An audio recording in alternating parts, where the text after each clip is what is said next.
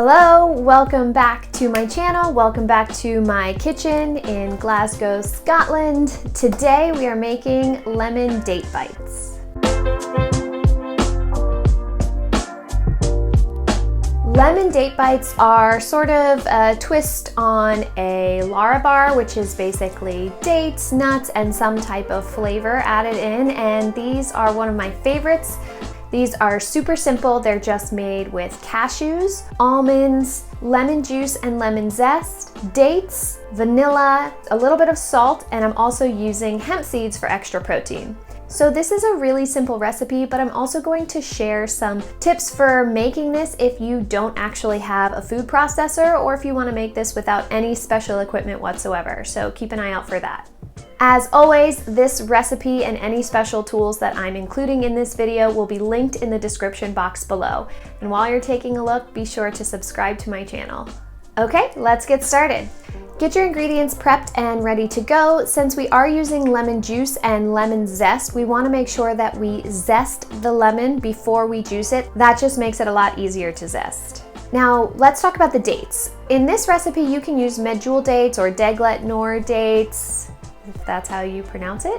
Either way, you can use any fresh or dried dates in this recipe. If you are using dried dates or if you notice that they can't easily be squashed with a fork, you may want to soak them in hot boiling water for about 1 minute just to soften them up a little bit more. Okay, so once you've removed the pits from the dates, you can add all the ingredients to the food processor. So we're going right in with the almonds, cashews, fresh dates, and hemp seeds. We've got the lemon zest, the vanilla, lemon juice, and a pinch of salt.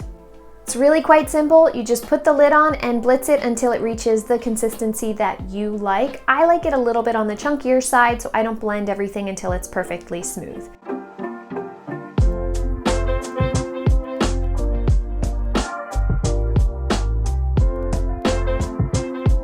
Now here's where we're going to talk about alternative methods to using a food processor. Since we're in an Airbnb in Scotland, there's really no special machinery here. I did buy this $12 immersion blender, which I tested out on these dates, but other than that, we don't have a blender, we don't have a food processor. We had a trip to London coming up to get some visa paperwork taken care of, and so I really wanted to bring something like this for our travel snack. So I was determined to figure out if this recipe could be made without any special equipment. I'm pleased to report that it definitely can be made without any special equipment. Requires a little more elbow grease, but I think it's worth it. Tastes good.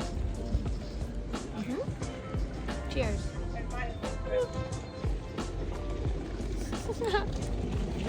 I've actually used a couple of different methods here. If your dates are really soft, you can just mash them up with a fork. First, I took the dates and I soaked them just a little bit, and then I blended them with the immersion blender. That worked really well. However, your cashews and almonds aren't going to break up appropriately in an immersion blender. And believe me, I tried it. The first recommendation would be just to mash or chop the dates or blend them in an immersion blender, and then separately chop up your cashews and your almonds. Now this does take a little bit more manual labor, but it certainly works. In the end, if you've soaked your dates, like I said, you may have a slightly stickier batter, but it absolutely comes together. Another option is to just take your soaked dates and your almonds and cashews and put them on a cutting board and cut them all up together. I tried this method out as well, and it worked perfectly fine. Then you can add the remaining ingredients and mix it all together in the bowl. Any of these methods will work for this recipe.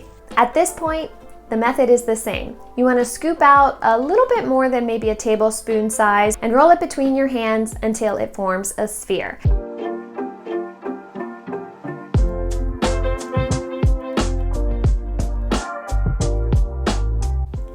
Okay, time for a taste test. Of course, the best part.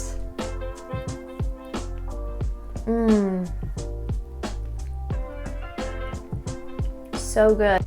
These are so good. Every time I make them, I am reminded of how delicious they are. The lemon works so well with the dates. It really balances out that strong date flavor. So They're not as strong in dates as some of the other date bites that I've made are. The lemon just really brings brightness and balances everything out. Then you've got the crunchy nuttiness that comes from the cashews and almonds. I really like the texture when it's not kind of blended all into a paste. This recipe comes to about $4.50 for the entire recipe, with each of these date bites coming in at about 38 cents if you were to make 12 of them. I wanted to do a price comparison with Larabars, and Larabars are 1.6 ounces, which is equivalent to 2 date bites.